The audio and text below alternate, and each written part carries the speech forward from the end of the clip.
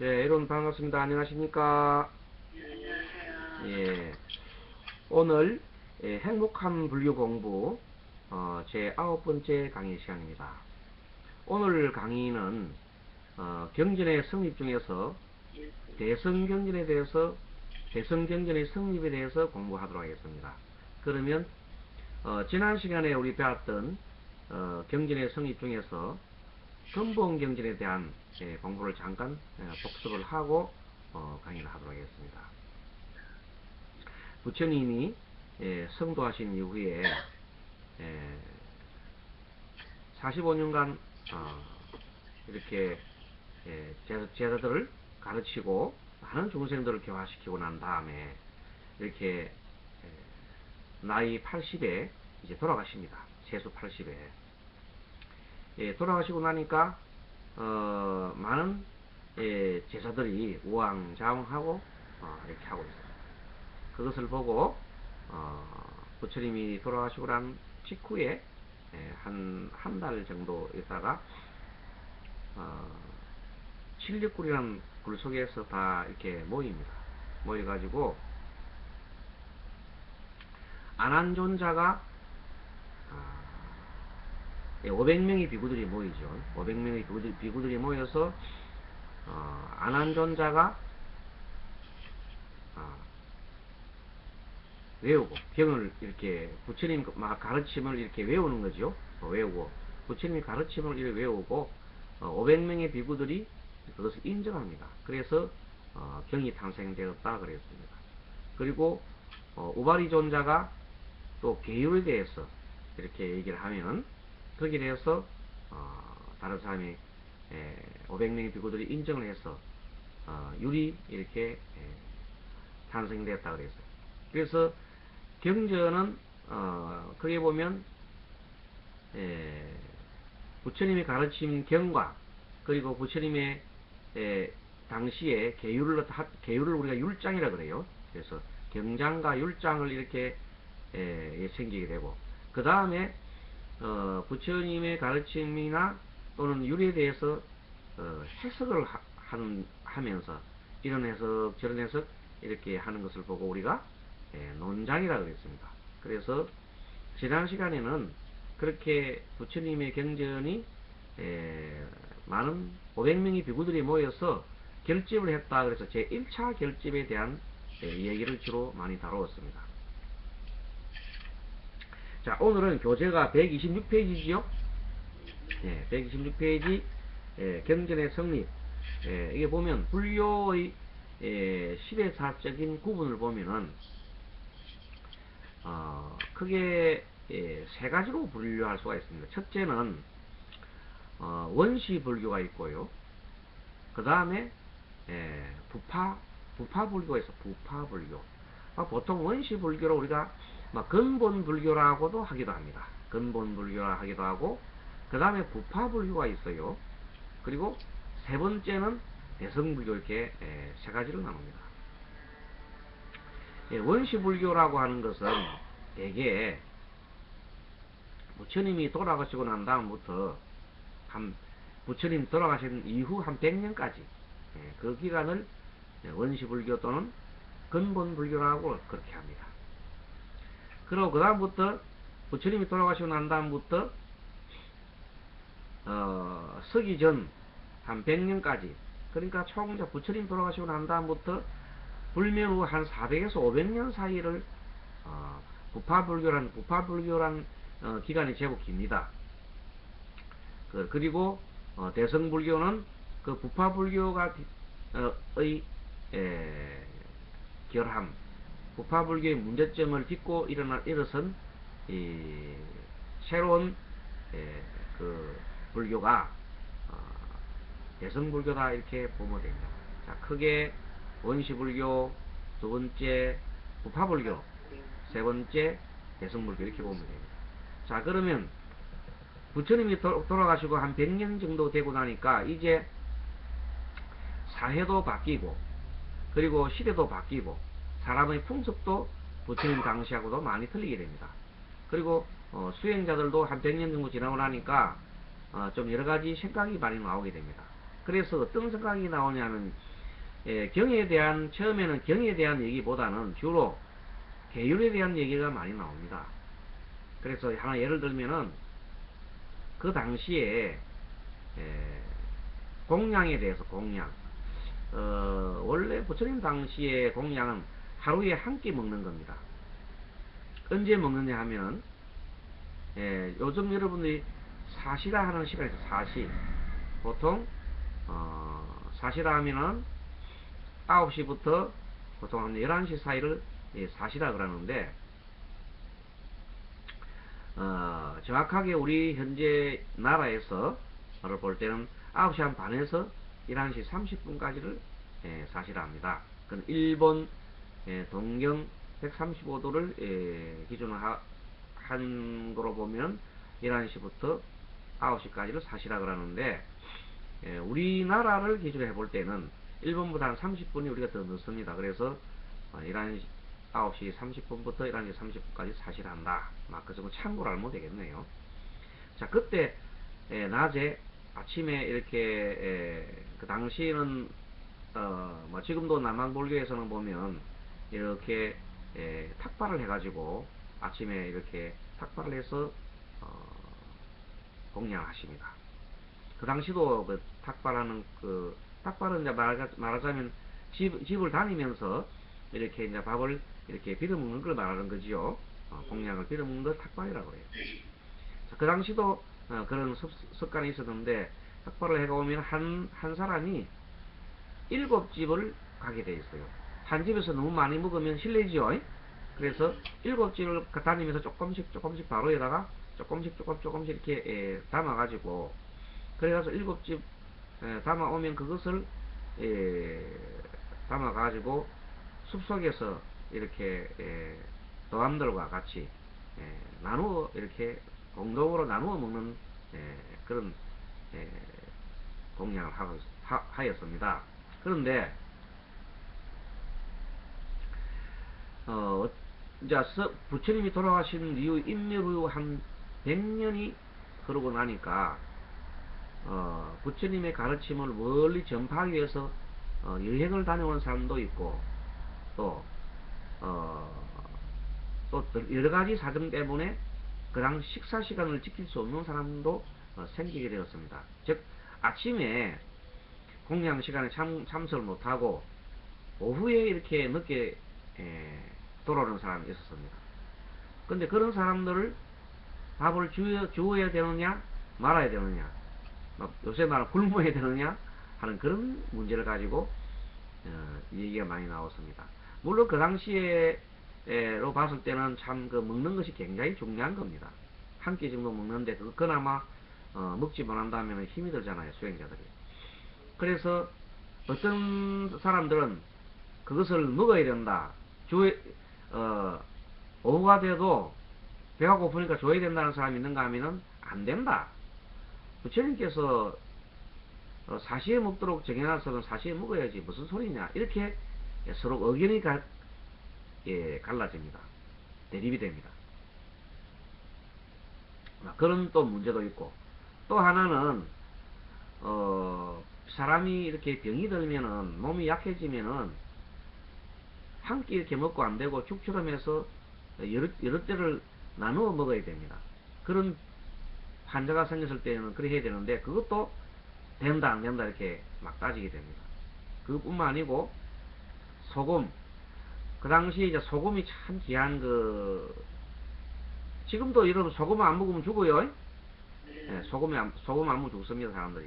근데 조금의 그 소금은 그 당시도 음식에 이렇게 소금을 조금 이렇게 넣어서 먹어야 되는데, 소금은 배급을 해줍니다.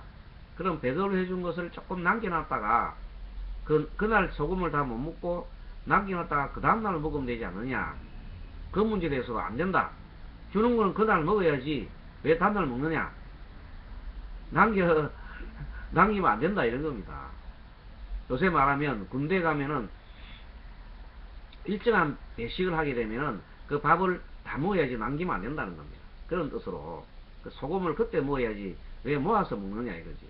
그런 등등 어떻게 보면 계율 하나에 대한 거기에 대해서 이것이 맞나 저것이 맞나 하고 막 이제 이렇게 의견이 분분하게 된 것을 말합니다. 지금 보면은 우리가 생각하면 참 단순한 것 같은데도 그 당시에는 참 중요한 것이었습니다. 그리고 부처님의 가르침을 하나라도 어기면 안 된다는 사람들이 있겠죠. 예, 그런 사람이 있는가 하면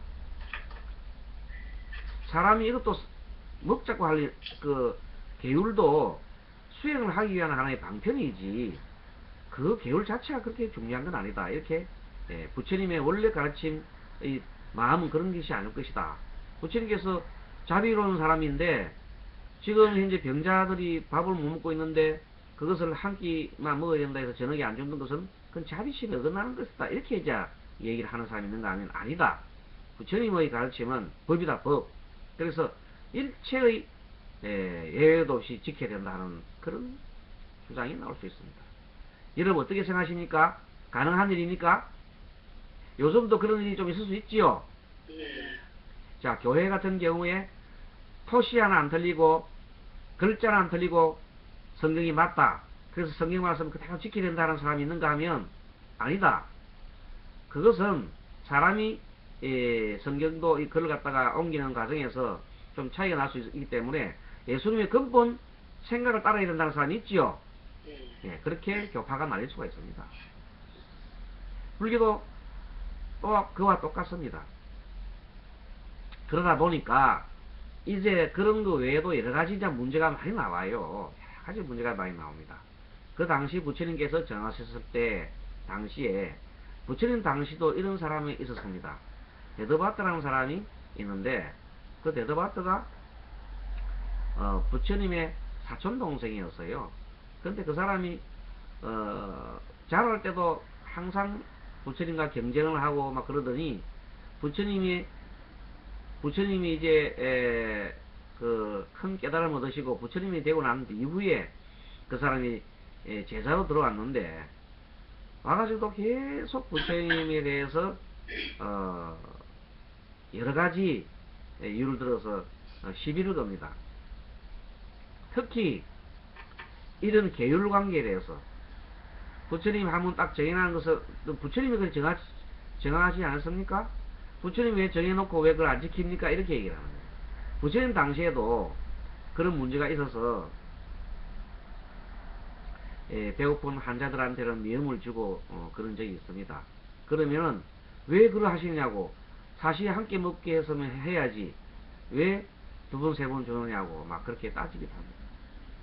그래서 부처님께서 이렇게 말씀하십니다. 이 계율이라는 것은 여러 대중들이 질서를 지키고 수행을 잘하기 위한 하나의 방편이지 이것이 계율 자체가 목적이 되어서는 아니 된다. 그렇게 부처님께서 말씀했어요. 그렇게 했는데도 불구하고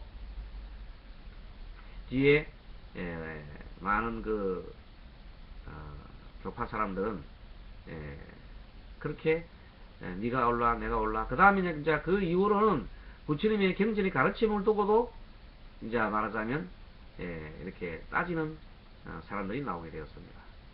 시비를 좋아하는 사람들이죠. 그래서 그런 사람들을 보고 우리가 부파불교라 그럽니다. 따로 부파불교. 부파불교가 20개의 부파가 나눠집니다. 크게는 대중부와 상자부로 나눠집니다.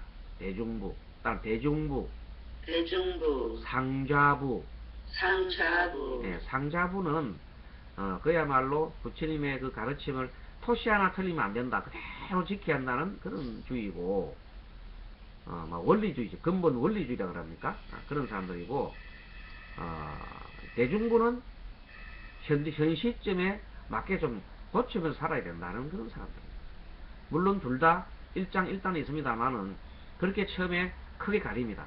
대중부와 상자부로 딱 갈린 다음에 그 다음에 각각 또 여러 개의 파로 나뉘어서 20개 부파가 되면서 나중에는 서로가 그냥 부처님 가르침보다도 자기들 주의 주장에 더 빠집니다. 그래서 그때의 사람들은 자기 주장에 빠진다는 말은 부처님이 원래 보면 중도로 가라 그랬지요. 한 곳으로 치우치면 안 된다 그랬지요. 근데도 불구하고 그네들은 한 곳에 치우치게 됩니다. 어떤 한 생각에 자기들의 주장에 치우치게 됩니다. 그것을 우리가 변견이라 합니다. 변견. 변견. 예, 그게 126페이지 보면 그래 나옵니다. 부파불교 시대에 있어서 맨 아래에 유견 아니면 무견, 무견 아니면 유견의 변견으로 각기 자기 교설을 주장하는 소승불교로서 중도 사상이 없었다 나오지요. 예. 네, 그래서 유견, 무견 하는 것은 뭐 다음에 우리 자세하게 배울 시간이 있을 텐데, 일단은 유견이라는 것은 내가 있다는 거 있죠? 내가 있다. 죽고 나면 아무것도 없다 하는 것은 무견. 내가 있다. 뭐든지 있다 생각하는 것은 유견. 근데 본래는 내가 있다고 할 수 없는 거지요. 근데도 그런 유견과 무견이 이렇게 갈라지가 있습니다. 자세한 것은 다음에 유견, 무견에 대한 공부를 할 시간이 있을 겁니다. 오늘은 역사적인 강의니까 막 그런 것들이 있다 이렇게 배우면 되겠습니다. 그리고 부처님 본래 사상은 중도 사상이라서 양극단이 없는데 그 사람은 양극단을 주장하는 겁니다. 그래서 그 시간이 대승불교가 태동하기 전 한 400년 정도까지 지속이 됩니다. 부처님 돌아가시고 난 다음부터 한 400년 정도, 상당히 4세기 정도까지 부파불교가 생겼으니까, 부파불교가 여러가지 불교의 그 발전에 완전 저해된다고는 볼 수 없고, 어느 정도의 또 긍정적인 측면도 있습니다. 그러나 너무 싸우는 바람에 인도 대중들이 이제 식상하게 됩니다. 절에 가면 부처님 경전 가르침을 이렇게 좀 듣고, 그 다음에 많은 이 상담도 좀 해주고 중생의 고통도 알아주고 이렇게 하는 스님도 있으면 좋겠는데, 계속 자기들 주장만 싸우고 뭐 그냥 중생들의 그 생각은 뒷전이고 이렇게 하니까 그 인도의 그 당시 대중들이 식상하게 되는 겁니다. 그렇겠지요? 네. 식상하게 됩니다. 그리고 절에 잘 안 가게 됩니다. 가봐야 계속 싸우는 걸 보고 있으니까 가기 싫어요. 그래서 그 당시 그래도 부처님의 가르침 경전을 듣던 어떤 많은 대중들 중에 좀 뜻있는 사람들이 이제 부처님의 그 사리탑 앞에 모이게 됩니다. 부처님이 돌아가시고 난 다음에 이렇게 화상을 하고 난 이후에 그 사리를, 여러가지 사리가 많이 나왔어요. 그 많이 나온 사리를 이렇게 그 탑을 세워서 인도 전국에다 많은 탑을 세워서 거기다가 이 다리를 조금씩 이렇게 몇 가씩 이렇게 보완을 하도록 했습니다. 그것을 소위 말해서 사리탑이라고 합니다. 그 사리탑 주변을 사리탑에 모여서 탑 주변을 이렇게 돌면서 시계 방향을 돌죠. 시계 방향을 이렇게 돌면서 합장을 하고 돌면서 부처님을 생각합니다. 우리 서가모니 부처님의 가르침을 이렇게 외우면서, 부처님의 가르침을 외우면서 서가모니 부처님을 생각하면서 봅니다. 그러면서 무슨 생각을 하냐면, 우리 지금 만약에 부처님이 계셨다면은 지금 스님들처럼 저렇게 싸우지 않을 것이다. 그리고 부처님은 자비로운 부처님이신데 어떻게 저렇게 자기들이 잘났다, 내 의기를 옳다고 이렇게 싸운지 모르겠다. 그리고 그런 생각하면서 부처님 생각에 부처님 마음이 도대체 무엇일까 하고 부처님 마음으로 다가가기 시작합니다. 알겠습니까? 네. 그러한 운동을 대승불교를 합니다. 부처님의 마음으로 다가가는 것. 그러니까 어떤 의견으로 갈려지는 게 아니라 일단 부처님 마음으로 돌아가야 되겠다 해서 마음에 대한, 부처님 마음이 과연 어떤 마음일까 하고 그 마음으로 들어갑니다. 그래서 부처님의 자비한 마음, 지혜로운 마음, 그런 마음을 가지고 모든 중생들을 제도하는 그런 큰 보살의 마음, 그런 마음을 다가가게 됩니다. 그것이 바로 대성불교가 태동하게 된 가장 큰 원인이 됩니다. 자, 그러면서 탑 주위에 일단 돌다 보니까 거기다가 탑 앞에다가 이 사람들이 와서 공양물을 올립니다. 부처님 한테 올리듯이 쌀도 올리고 과일도 올리고 물도 올리고 그리고 여러가지 향초도 올리게 됩니다. 그래서 그 물건들이 많이 올려지게 되면 그것을 관리해야 될 사람이 나오겠지요. 네. 예, 그래서 그것을 가지고 대중들이 올리는 것을 가지고 이제 빈곤층에 있는 사람들, 걸벗고 그 다음에 힘든 그런 사람들 나눠주기 시작합니다. 그래서 자동적으로 탄생된 것이 그런 관리할 사람들이 나오게 되고, 관리할 사람들은 상당히 부처님의 가르침에 정통해 있고, 그리고 부처님의 마음에 상당히 근접해 있는 사람들이 나오기 시작합니다. 자동적으로, 자연발생적으로. 자, 그러한 사람들 우리가 이름을 보살이라 했다. 그것을 보디사트바라 그랬다. 보디사트바. 예, 보디사트바 그걸 보살이라고 해요. 보살. 보살이라는 것은 뭔가 하면 쉽게 말하면 한편으로는 수행을 하고 돌을 닦기 위해서 수행을 하고 한편으로는 중생을 교화하는 겁니다. 두 가지 동시에 하는 그런 사람을 우리가 보살이라고 합니다. 근본불교 당시 부처님 당시에 돌아가시고 난 다음에 한 100년 정도까지 있는 사람들은 그런 거 안 했지요. 안 하고 오직 부처님 가르침만 가지고 수행만 했습니다. 그리고 부파불교에서는 수행보다도 오히려 자기들 주장만 하느라고 이런 중생 제도하는 거 없었지요. 그러니까 대성불교에서는 수행도 하면서 근본불교인 사람처럼 수행도 하면서 동시에 부처님처럼 중생 교화하는 그런 운동을 펼치게 되는 겁니다.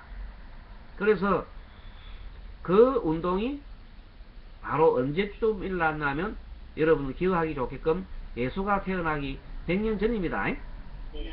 예수가 태어나기 전 한 100년 전부터 그런 운동이 일어났습니다. 참고로 말씀드리면은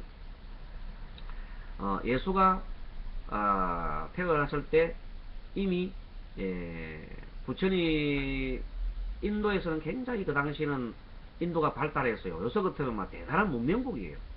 그런 여러분 문명이 높은 데서 문명이 낮은 곳으로 문명이 흘러가는 것이 자동적 이치지요. 물이 높은 곳에서 낮은 곳으로 흐르듯이 문명이 높은 곳에서 문명이 낮은 곳으로 흘러가는 겁니다. 그러니까 인도에서부터 많은 문물이 이제 서쪽으로 인도가 동쪽에 있으니까 서쪽으로 이렇게 흘러갑니다. 예루살렘까지 흘러갑니다. 그래서 동방학자들이 많이 나오게 되고 동방학자들이 이스라엘의 동쪽에 있는 그 당시 그는 보면 불을 숭배하는 배하교라는 그 교가 있습니다. 그런 교도들이 많이 나오고 그쪽에도 상당히 인도 영향을 받아가지고 대단한 지식인들이 많이 있습니다. 그 당시에 문물이 뛰어난 것이 인도니까요. 자, 그래서 동방박사라는 그 얘기가 많이 나오고 당시에 우리 성경에도 보면 동방박사라는 것이 나옵니다. 그래서 나중에 태어날 때 예수가 태어날 때 동방박사들이 와서 불을 비춰줬다는 그런 내용도 나옵니다. 그 말은 인도 쪽에 있던 그런 많은 사람들이 서로 교류가 있었다는 뜻입니다. 그리고 그 당시에 지금 우리가 외국에 이렇게 미국이나 유럽이나 이런데 공부하러 나가지요. 유학 가듯이 이렇게 문물이 높은 곳 유학 가듯이 당연하게 그 당시에는 외국으로 유학 가는 것이 인도로 유학 가는 것이 그 당시의 풍습입니다. 그런데 뭐 예수님도 예외가 안 있죠. 예수님의 어머님이 마리아가 상당하게 인품이 좋으신 분이고 그분들이 외가 쪽이 자기들이 친정 쪽이 다 어디냐면 주로 동방박사들하고 연관이 많이 되어 있습니다. 그런 게 있기 때문에 동방박사들이 왔다는 것은 당연한 거죠. 그래서 그 다음부터 예수가 태어나서 한 2살쯤 됐을 때 유학을 보냅니다. 인도로. 그래서 예수님이 인도 갔을 때는 불교가 대성불교요, 근본불교요. 이미 대성불교가 되었어. 대성불교가, 그래서 대성불교에 있는 그런 내용들을 많이 이렇게 공부를 해옵니다. 특히 법화경. 법화경에 있는 내용하고 성경하고 엄청 많이 닮아 있어요. 법화경에 있는 특히 상산수훈이란 그 유명한 우리 그 성경에 그 수훈이 있죠. 산에서 이렇게 예수님이 이렇게 생각하고 기도하는 그 모습 있지요. 그런 거는 법화경하고 똑같아. 그냥 법화경은 닮은 판박이야. 법화경 일부를 판박한 거예요. 자, 그래서 도대체 왜 성경에 그런 구절들이 이렇게 들어있는지 불가사의 일입니다. 그 당시에. 그러나 너무나 그게 좋기 때문에, 그러고 어떻게 해서 그게 흘러나오는지 사람들이 잘 모르기 때문에 그대로 성경에 그대로 들어가 있습니다. 그러나 그 내용을 쭉 분석해 보면 법화경 내용하고 거의 흡사합니다. 그래서 부처님 당시에 예수님이 이제 오셔서 이 대성불교를 많이 배워가고, 그 다음에 그 당시 인도에서는 의술이 많이 발달했어요. 그래서 의술도 많이 배웁니다. 의술. 그리고 또 사람을 이렇게 심리요법 같은 거, 요즘 막 최면술 같은 거, 최면술 같은 것도 막 배웁니다. 그래서 예수님이 그 안정뱅이 보고 일어나라 하면 일어나고 그러지요. 일종의 최면술입니다. 그게 최면술. 사람을 많이 믿게 하게 되면 대중최면이라든지 요즘 보면 그 심리적인 그런 하나의 요법입니다. 그래서 뭐 안정병이 일어나라 그러고, 또 그다음 하는 그런, 요즘부터 뭐 기적이라 그러는데 그 기적이 아닙니다. 그 가능한 얘기들입니다. 지극하게 사람을 믿다 보면 그런 일이 일어납니다. 부처님 당시에 경전에 보면 이런 말이 있습니다. 부처님께서 어느 강 저 멀리 쪽에 앉아서 이렇게 부처님이 숲속에서 앉아 계시는데, 강 저 건너 쪽에 어떤 사람이 강을 건너야 되는데 배가 없어가지고 다리를 동동동 구르고 있습니다. 그때 부처님이 이렇게 그 사람한테 요즘 말하면 텔레파시죠. 텔레파시로 보냅니다. 그래가지고 이 강을 건너오느라 강이 깊지 않으니라, 이렇게 계속해서 이렇게 텔레파시로 보냅니다. 그랬더니 그 사람이 저 멀리서 자기를 보고 부르는 소리가 들렸습니다. 마음이 아주 평안하면서 그냥 강을 건너오느라 물이 깊지 않으니라, 자꾸 그런 소리 들립니다. 그래서 그 사람이 그 말만 듣고 그냥 자기가 지금 강을 건너야 된다는 그 생각에 의해서 아무 생각도 없이 그냥 그대로 그냥 강 위로 걸어서 왔습니다. 그래서 반대쪽에 있는 사람들이 놀래지요. 세상에 강 위로 걸어가는 사람을 처음 봤다. 그랬더니 내가 그런 게 아니고, 나는 지금 앞에 계시는 이 성자께서 강을 건너라 하는 그 말을 듣다가 정말로 굳게 믿고, 나는 강이 깊지 않은 줄 알고 그냥 했더니 그냥 걸어가시더라. 이렇게 지극하게 믿으니까 그런 일이 일어난다는 어떤 그 내용을 담고 있습니다. 이쪽은 최면의 하나의 현상입니다. 그게 우리 중요한 불교 경전에 들어가 있습니다. 예를 들어서 예수님은 그러한 것을 참 잘하셨습니다. 그래서 그 힘으로 예수님이 자기가 이 인도에서 배우고 난 다음에 돌아올 때 혼자 오신 게 아니라 많은 도반과 또 자기의 제자를 데리고 돌아왔습니다. 같은 요즘 말하면 도반들이죠. 와서 같이 이렇게 도와주고 그렇게 한 걸로 기록이 되어 있습니다. 그런데 이제 그런 내용들을 성경에서, 지금 현재 성경에서는 다 잘라버립니다. 인도에서 공부한 건 다 잘라버리고 다 없애버리는 거지요. 그 당시에 기록을. 예수님이 12살 이후로는 행적이 하나도 없어. 그냥 그 행적을 적어 놓으면 예수님이 신비한 모습이 사라져버리잖아. 예수님이 하느님이야 하는데, 여러분 예수님이 꼴 하느님이죠? 예수님이 꼴 하느님이어야 되잖아요. 하느님이어야 되는데 예수님이 하느님이 안 되면 안 되잖아요. 그러니까 다 그 하느님 만들기 위해서 그렇게 요즘 말은 조작이죠. 뭐 조작을 만드는 거예요. 예수님 돌아가시고 400년 정도 됐을 때 그렇게 만듭니다. 그것을 보고 제 1차 공회, 2차 공회, 3차 공회 여러 가지 공회가 이렇게 이루어지면서 많은 성경학자들이 그걸 수정을 하기 시작합니다. 그래서 변질이 되는 거죠. 지금은 변질된 성경을 보고 있는데도 그 성경을 잘 아시는 역사를 공부하면 아는데도 불구하고 지금 목사님들이 그것을 그렇게 이것이 변질되었다 바뀌었다고 할 수 없지요. 마치 지금 우리 대성불교가 부처님 당시의 경전은 아닙니다. 왜냐하면 그 부처님 당시 경전이 아니고 부처님 당시의 말씀을 그 당시의 시대상으로 바꾸어서 새로운 언어로 만들어졌기 때문입니다. 아시겠습니까?